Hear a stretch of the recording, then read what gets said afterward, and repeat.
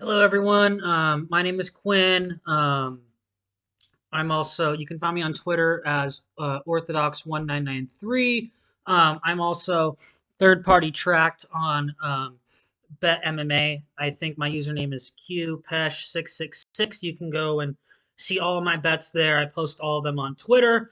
Um, I'm going to start doing these little breakdown videos on my bigger bets for my followers and people that tail me.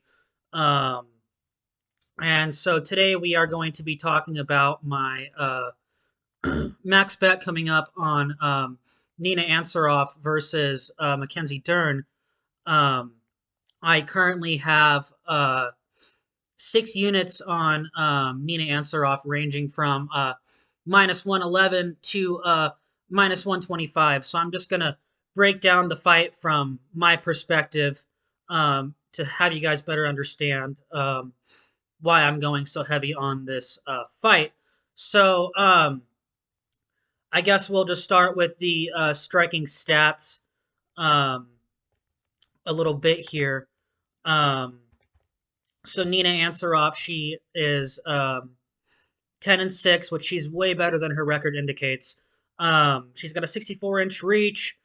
She fights out of the orthodox stance. She lands 4.81 significant strikes per minute at a 47% accuracy and absorbs 3.55 with a 54% striking defense. Mackenzie Dern on the other side lands 3.74 significant strikes per minute at a 38% accuracy. Um, and absorbs 3.81 at a 61% um, defensive clip. So I guess we'll just start with Mackenzie Dern and her striking and how I view it as a whole. So she is the type of person who's going to march forward, pressure you, and throw looping hooks and big bombs. There's really no um, technique behind her striking. She doesn't have the best footwork. She throws volume, but she's pretty slow in plotting. She doesn't move her head off the center line at all. She's extremely hittable. She loves the looping hook. She loves the power shots. She's not afraid to go to the mat because she's so highly credentialed in her Brazilian jiu-jitsu that she's not afraid to get into these firefight exchanges. And she does have power in her hands. She dropped Amanda Cooper with that overhand. But that's Amanda Cooper. But I'm not a fan of her striking in general. There's no setup behind it. She doesn't sit behind a jab. She doesn't work the body. She doesn't throw leg kicks at all. She doesn't have any rhyme or reason other than pressuring you and throwing hooks, which against um, lower level like women's MMA competition, that's kind of what you want to see. Someone who's going to like march forward, bite the bullet, and just throw. Um, but there's a significant striking gap between Nina Ansaroff and Mackenzie Dern.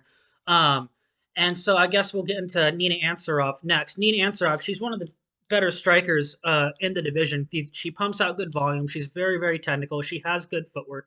She has good striking defense. She'll sit behind a jab. She has the 1-2 that she will throw. She will rip the body. She will throw leg kicks. She will counter. Um, and she's very, very quick on the counter. She has that really nice right straight, and she'll dip the left to the body, and then she'll throw the right. She's going to be piecing Mackenzie up at range here, like really, really bad. If you go back and watch Amanda Ribas versus Mackenzie Dern, Mackenzie was getting lit up at pretty much every exchange. Like that right straight hand of Ribas was landing at will, and she was countering Mackenzie every time Mackenzie would lunge forward. Mackenzie doesn't set up her strikes at all. She'll just lunge forward and throw hooks, so she's open to the counter 100%. And Nina's very good at countering with her inside boxing. Like she can stay at range and pick people apart, but she's good on the counter game inside the pocket too. And she's going to be landing um, on Mackenzie here. So with that being said, I don't see many paths to victory for Mackenzie on the feet here, other than maybe hurting her um, which is possible. But Nina is, she's very, very durable. I find it very hard to see Mackenzie being able to win minutes on the feet here versus Nina, unless Nina has just like significantly regressed in her striking ability. Um, I don't really see how Nina's going to get outstruck here. The numbers don't tell me that, and neither do the fights that I'm watching tells me that. And so now we'll get into the grappling and the clinch exchanges. Mackenzie, she's one of the best BJJ artists in that division, 100%. If she gets you on the ground, you're probably not getting up. Like she has very, very good top control, very, very good submissions. She floats through the guard very, very well. Um, but her ability to get the fight to the mat in general is really, really bad. Like she has a 5% striking accuracy and lands 0.28 takedowns per 15 minutes.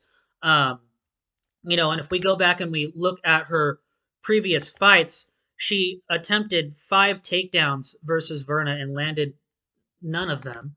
Um, she attempted no takedowns there. She attempted 6 takedowns against Rebus and didn't land any of them. I believe she's landed a total of uh, 2 takedowns. No, 1 takedown. She's landed 1 takedown in one, two, three, four, five, 6 UFC fights. Um, and that's another thing. She doesn't set up her takedown entries or her shots very well at all. They're very, very telegraphed. She'll try and go for the body lock takedown, and she'll try and grab the single leg, but she doesn't have the wrestling ability to be able to consistently get the fight to the mat to where you can actually trust her to either sub Nina there or win minutes. And Nina, she has elite takedown defense. Like her takedown defense is very, very good. She has a very, very good sprawl. She's got very, very good balance. She understands the clinch game and the underhook battle very, very well. And she's going to make Mackenzie pay in the clinch 100%. Mackenzie's not going to want to go into the clinch with her. And if she tries to grab the body lock, Nina's going to defend that. She's very, very good defending it. She's very, very good at defending the single leg. So I don't really see how Mackenzie is going to be able to really get the fight to the mat there. I mean, if you go back and you watch Nina versus Tatiana Suarez, I mean, Tatiana Suarez is probably one of the best like wrestlers in women's MMA like right now. Like she literally has mauled all of her opponents, and she was able to um, get Nina down the first 2 rounds. But Nina made her work. She made her work that entire time, and then you saw it in the third round. Um, Tatiana started to slow down. Her entries were more telegraphed, and Nina was able to defend her takedowns, and she pieced her up on the feet at range, and she took the third round off of Tatiana. If that fight had been a 5-round fight, Nina probably would have pulled away with that. Um, and just with that, that fight right there, like how can you trust um, Nina to? I mean, how can you trust Mackenzie to uh, land the takedowns here? I mean, Claudia was able to land a couple of takedowns, but Claudia is very physical for the division, and she's a much better like wrestler than Mackenzie Dern, and she wasn't really able to have much success holding uh, Nina down there at all. Do I think that she might be able to land, Mackenzie might be able to land like 1 takedown, maybe, but I don't think she's going to have any success holding her there. And I don't think that you can rely on Mackenzie getting the fight to the mat in order to like win minutes here. So, when I see a line like this where it's hard for me to price Mackenzie being able to actually consistently win minutes here. Um, like in general, I think she's very finish or bust, and I think that's going to be very, very hard for her um, to do in general. So when I see a minus 115 price tag, where the bookies think that this fight is um, essentially a 50-50 fight, I completely disagree. I think that I think that Nina has upwards of 65 to 70% like implied here. Like unless, people are worried about the layoff. Um, I've been checking her Instagram. I think she looks absolutely fantastic on there. She's putting in the work. And unless she's significantly regressed, this line doesn't make any sense to me. So when you see a 53% um, that the bookies put on the money line and you're pricing her at a 65 to 70%, you're getting a significant margin over the bookies. Um, with that, and honestly, I might even be like conservative on pricing her at that price tag. You might even be able to give her a higher number. Um, but when I see just the significant gap in the striking, significant gap in the offensive and defensive wrestling, significant gap in the level of competition and the experience between these two women, um, I don't really understand the um, the line at where it's at right now, which is why I have gone so heavy on the fight. I haven't really seen a good argument at all for Nina being priced at essentially evens with Mackenzie Dern here. Um, so yeah, I went pretty heavy on it. I'm very very confident in it.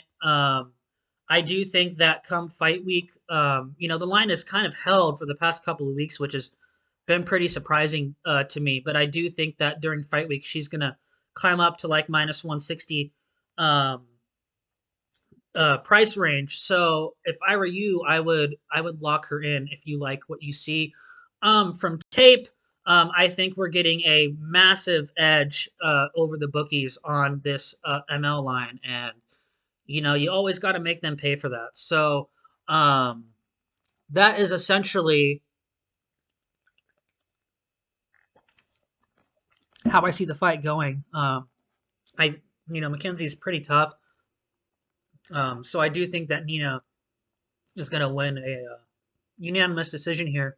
But she could also stop her late in the third round, especially if Mackenzie's getting punched in the face a lot, and she's getting desperate, and she starts shooting these untelegraphed takedowns.